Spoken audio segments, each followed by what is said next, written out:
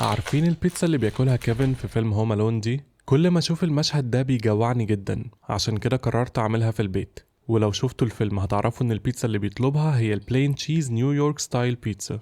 نيويورك ستايل يعني عجينة رفيعة وهشة وكراست مقرمش ومليان هوا، ودي بتحتاج مقادير معينة وطريقة عجن معينة وصوص معين وطريقة تسوية كمان مختلفة. بس ما تقلقوش، هقولكوا في الفيديو ده ازاي تعملوا كل الحاجات دي بالادوات العادية اللي في البيت. لو سألتوا حد في نيويورك ايه سر العجينة دي هيقولكوا المية. تركيبة المعادن اللي في مية الحنفية بتختلف من مدينة للتانية، لكن بما انه صعب قوي اجيب مية حنفية من نيويورك عشان اعمل بيها بيتزا، فاستخدمت مية من الفلتر بتاعي عادي. دول 250 ملي مية دافية، حوالي كوباية. دوبت فيها 3 معالق صغيرين سكر، واستخدمت معاها الخميرة الفورية العادية خالص دي، حطيت منها معلقتين صغيرين. بحط اكتر من كده لو عايز العجينة تخمر بسرعة، بس عجينة النيويورك ستايل بتتساب تخمر براحتها، فما كترتش الخميرة. دوبتها في المية وسبتها تشتغل، وفي الوقت ده حضرت الدقيق. احتجت منه 400 جرام، والدقيق اللي استخدمته في الوصفة دي هو دقيق المخبوزات. الدقيق ده بيبقى الجلوتين فيه عالي، وده بيخليه يستحمل كمية مية أكتر، وكمية المية الكتيرة دي هي اللي هتخلي العجينة هشة. على الدقيق ده حطيت معلقتين صغيرين ملح وقلبتهم في بعض. بعدين حطيت المية اللي كنت سايب الخميرة تشتغل فيها. اتأكدوا ان كل الخميرة والسكر اللي في الكوباية نزلوا عليهم. حطيت معلقتين كبار زيت زيتون، ودي كده كل مكونات العجينة، بسيطة جدا. بدأت الأول بس بإني أقلب الدقيق في المية عشان أخليه يشرب كل كمية المية الموجودة، وأقدر أعجنها بإيدي بعد كده. طبعا لو عندكوا عجان أو ستاند ميكسر سيبوه يعجن المكونات دي مع بعض. أنا بحب أعجنها بإيدي، بس هي ليها طريقة عجن معينة هقولها لكم دلوقتي. لما الدقيق شرب كل المية اللي في البولة وبقى عندي كتلة واحدة كده، رشيت كمية دقيق بسيطة على الورك توب ونقلت العجينة دي عليه.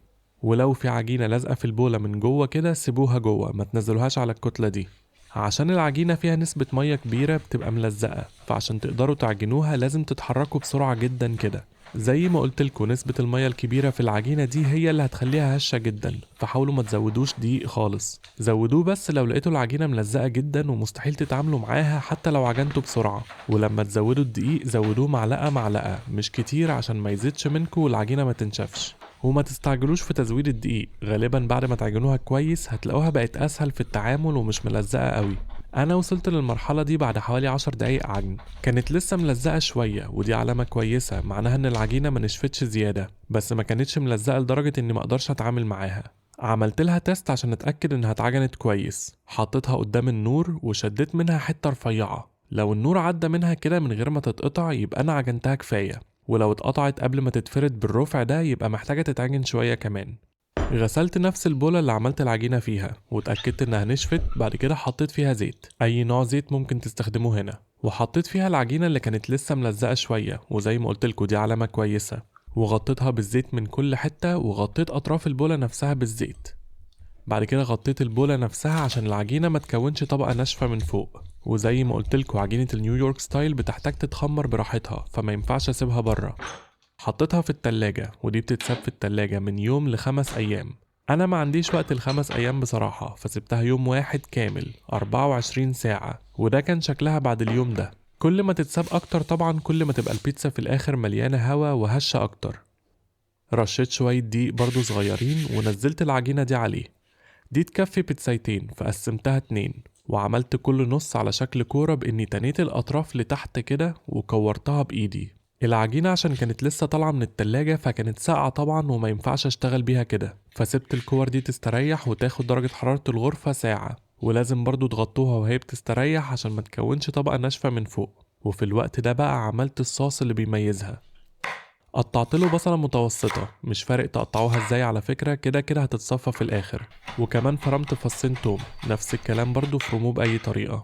والطماطم بقى المفروض تبقى معمول لها بلانشنج ومتقشرة ومتشال البذر بتاعها، بس ده هيصعب قوي الصوص بصراحة. فكل اللي عملته هو اني قطعتها ارباع وحطيتها في الخلاط، ومعاها شوية مية يكفوا بس يخلوها تتضرب، وضربتها.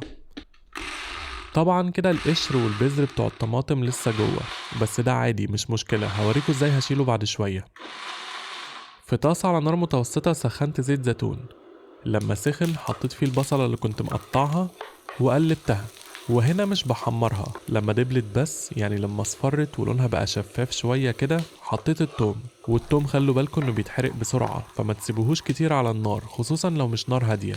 انا قلبته حوالي 30 ثانية بس لحد ما ريحته ظهرت وبقت قوية. وهنا حطيت معلقة كبيرة مليانة معجون طماطم.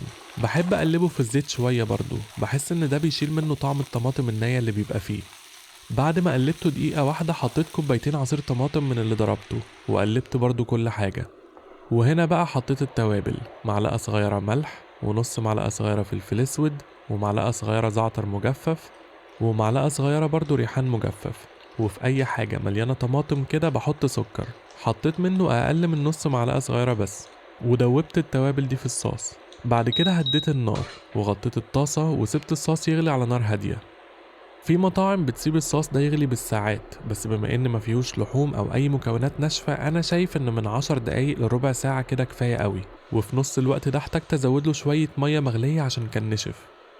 بعد ربع ساعة من اول ما سبته يغلي ده بقى شكله، لونه بقى احمر قوي وقوامه بقى حلو، بس كله كتل كده من البصل والثوم وقشر الطماطم والتوابل. فاتخلصت من كل ده باني صفيته. وانا بصفيه كنت بضغط عليه كده عشان اعصره كويس من كل الطعم اللي فيه، وكده المفروض يبقى خلص. بس انا القوام ده كان خفيف قوي بالنسبة لي، فرجعته بعد ما صفيته في الطاسة تاني على نار متوسطة وسبته يغلي كام دقيقة بس. وكده بقى تمام ومش فاضل غير ان ارص البيتزا. بدل الحركة بتاعت البيتزا ستون والبيتزا بيل اللي بيحتاجوا مهارة في الاستخدام، أسهل حاجة هي إني حطيت الصينية اللي بتيجي مع الفرن دي بحيث تبقى في نص الفرن بالظبط. لو مش عندكوا حطوا أكبر صينية عندكوا على الشبكة عادي. شغلت عليها الفرن من فوق وتحت على أعلى درجة حرارة اللي هي عندي 250 وسبته يسخن.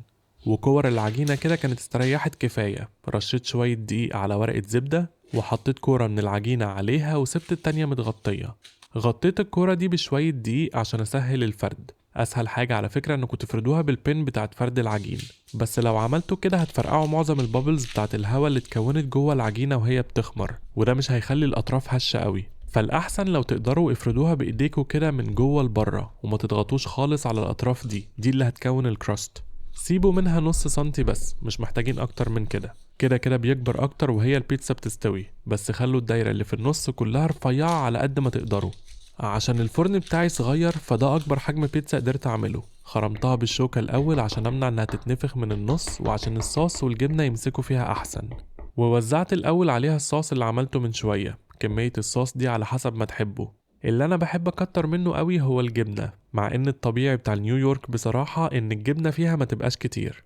في الاخر برضو عملت التريك اللي قلتلكوا عليها قبل كده بتاعت ان رش شوية صوص عشوائي فوق الجبنة، دي بتديها شكل احلى لما تتحمر. شديت البيتزاية دي بورقة الزبدة اللي هي عليها كده فوق بورد او صينية او اي حاجة مفرودة عندكم، وبحذر جدا نقلتها برضو بورقة الزبدة على الصينية اللي كنت سايبها تسخن في الفرن. خلوا بالكم ان ايديكم ما تلمسش فوق. وسبت البيتزا تستوي. لو الفرن عندكم مش بيشتغل من فوق وتحت مع بعض ابدأوا بانكم تشغلوه من تحت لحد ما تلاحظوا ان نص العجينة من تحت استوى والجبنة ساحت، وبعدين شغلوا الشواية من فوق على اعلى درجة حرارة برضو. انا سبتها لحد لما العجينة من فوق اتحمرت والجبنة كمان ساحت واتحمرت وبقى ده شكلها. قبل ما اقطعها سبتها تبرد 5 دقايق علشان الجبنة ما تبصش. بعد كده قسمتها. سامعين قرمشة الكراست؟ والبيتزاية دي صغيرة فقسمتها 6 سلايسز بس مش 8، وطلعت زي ما انا عايزها بالظبط، رفيعة وهشة والكراست مقرمش وحلو جدا لدرجة انه يتاكل لوحده. والصوص اللي عليها مخليها مش محتاجة اي اضافات تانية. وكالعادة لو لسه بتتفرجوا، شكرا جدا عشان بتتفرجوا للآخر.